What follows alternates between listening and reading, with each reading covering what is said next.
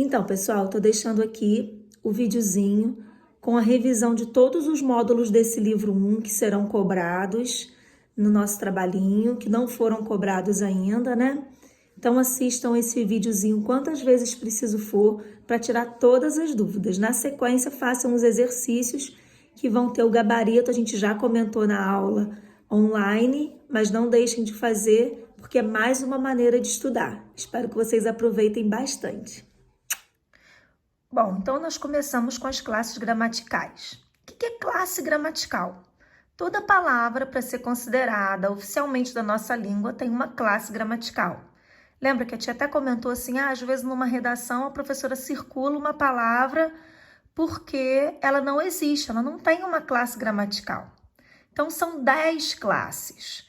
Pronome, adjetivo, preposição, advérbio, verbo, artigo e conjunção. Não necessariamente nessa ordem, são 10 classes, interjeição, numeral e substantivo. Cada classe tem uma função na língua portuguesa. Por exemplo, os substantivos dão nome às coisas, os adjetivos caracterizam, o numeral são elementos que quantificam. Enfim, cada palavrinha tem a sua função. E aí, a professora ensinou essa palavrinha aqui, ó, papavassins, que é a inicial de cada classe. Então, acima a gente vê, ó, pronome, adjetivo, preposição, advérbio, verbo, artigo, conjunção, interjeição, numeral, substantivo. Essa palavrinha é um resumo de cada letrinha de uma das 10 classes gramaticais. Depois nós aprendemos sobre os tipos de sujeito. Bom, de acordo com quem age sobre o verbo, a gente pode classificar o tipo de sujeito. O sujeito simples e o composto, eles estão explícitos na frase, eles aparecem na frase. Por isso a gente pode destacar, né? A gente pode sublinhar. E aí, quando a gente diz sujeito simples, é porque o sujeito tem um núcleo apenas. Sujeito composto, mais do que um núcleo. O indeterminado e oculto aparecem subentendidos e a gente consegue identificá-los pela desinência verbal, ou o indeterminado está na terceira pessoa do singular, mais a partícula ser. E as orações sem sujeito? Elas têm casos específicos, né? Elas têm verbos que funcionam como fenômeno na natureza, ou o verbo haver no sentido de existir, ou ainda os verbos quando estão indicando hora e temperatura. Então, 5 tipos de sujeito, cada um obedecendo aí a sua regrinha. Depois nós trabalhamos, isso aqui é são exemplos dos tipos de sujeito, ó. Ninguém sorriu para mim, sujeito simples, um núcleozinho só. Eu e você somos amigos desde sempre. Eu e você, 2 núcleos, sujeito composto. Falamos com seu pai. Quem falou? Sujeito oculto, nós. Pela desinência, ó, mos, a gente sabe que é a primeira pessoa do plural. Falaram bem de você. Nesse caso, a gente não vai identificar como sujeito oculto nós, mas sim como sujeito indeterminado, porque o verbo está na terceira pessoa do plural e não tem um contexto. A gente não sabe quem falou. Depois, procura-se ajudante com experiência. Novamente, a gente tem um sujeito indeterminado. É o segundo caso do sujeito indeterminado, porque o verbo está na terceira pessoa do singular, mais a partícula ser. Ó. Aí depois nós temos os exemplos das orações sem sujeito. Ó. Relampejou a noite inteira, toda. Reparem que o relampejou é um verbo indicando o fenômeno da natureza. Já são 10 horas, faz muito frio aqui, está tarde. Todos esses verbos indicando tempo. O primeiro, tempo de hora, o terceiro também tempo de hora, né? E o outro, o do meio, tempo de temperatura. Vamos andar com a matéria.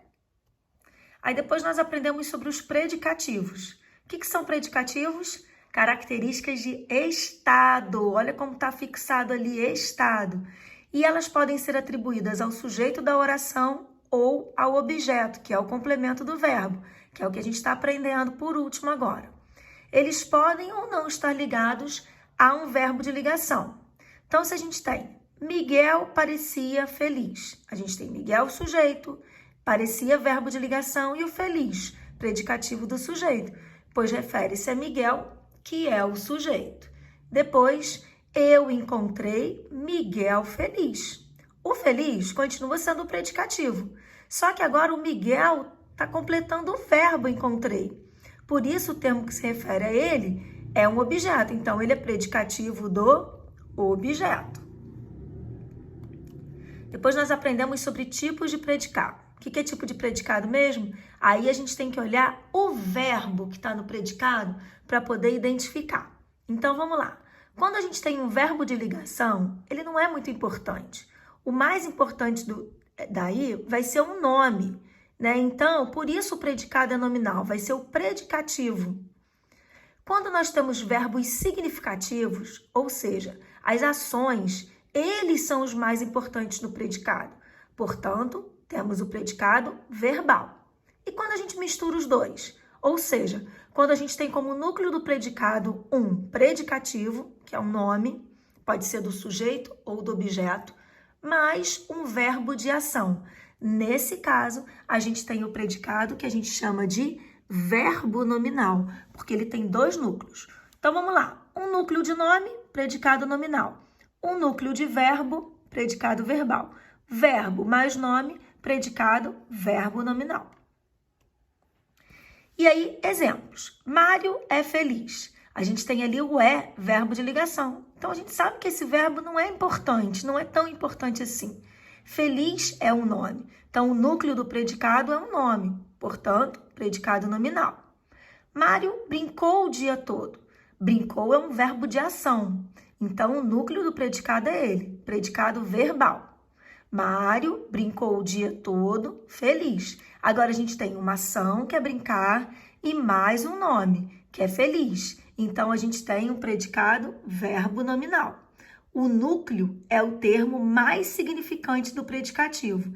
Então, quando é um nome, predicado nominal. Quando é um verbo, predicado verbal. E quando ele junta os dois, o predicado verbo nominal.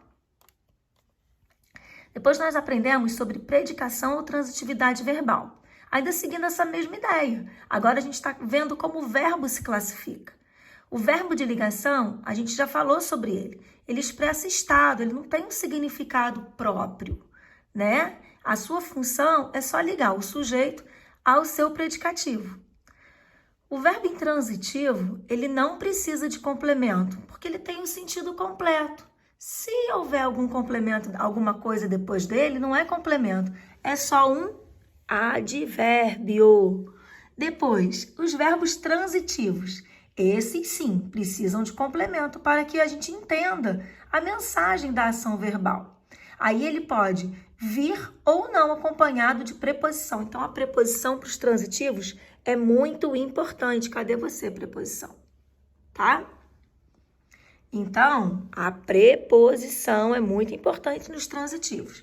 Se ela não tiver preposição, é transitivo direto, depois do verbo. E se a gente tiver preposição, é indireto. Então, sem preposição, direto. Com preposição, indireto. E se a gente junta os dois complementos, verbos transitivos, direto ou indireto, ou bitransitivo, tá? Então, só pode ter dois tipos se for o verbo bitransitivo. Vamos ver agora os exemplos dos tipos de verbo. Maria parecia feliz. Feliz, gente, é um verbo que só está indicando o estado. Portanto, eis aí um verbo de ligação. Maria saiu cedo. O saiu, ele está com sentido completo, porque se eu disser Maria saiu, vocês vão entender a mensagem. Depois dele, eu só tenho um advérbio. Portanto, verbo intransitivo. Maria comprou uma bolsa nova. O comprou ali, Maria comprou o quê? Uma bolsa nova. Comprou um verbo de ação. E eu preciso completar o que ela comprou sem preposição para você poder entender. Por isso, ele é um verbo transitivo indireto. Agora, olha a próxima frase. Maria necessita. E eu pergunto, necessita de quê? Também precisa de um complemento para a gente poder entender essa mensagem. E agora esse complemento vem com preposição, a preposiçãozinha de. Então, ele é transitivo indireto. E depois, na última frase, eu juntei os dois. Maria pediu o quê? Ajuda. A quem? A Lia. Então, eu usei dois complementos, ajuda e a Lia. Um sem preposição e outro com preposição. Portanto, ali o verbo é transitivo direto e indireto ou bitransitivo. E por último, nós trabalhamos os complementos verbais. Esses completam os verbos transitivos. Então, a gente tem ele com preposição ou sem. Sem, o que completa um verbo transitivo direto é um objeto direto. A menina pediu o quê? Ajuda. O que está depois do verbo é o objeto direto. E na frase de baixo, quando ele completa com preposição, ó, a menina precisa de ajuda. Preste atenção, parece a mesma frase, elas têm o mesmo significado. Só que em cima eu coloquei sem preposição, então objeto direto ajuda. Embaixo de ajuda com preposição, objeto indireto. Simples assim. É a presença ou não de preposição que vai indicar se ele é direto ou indireto.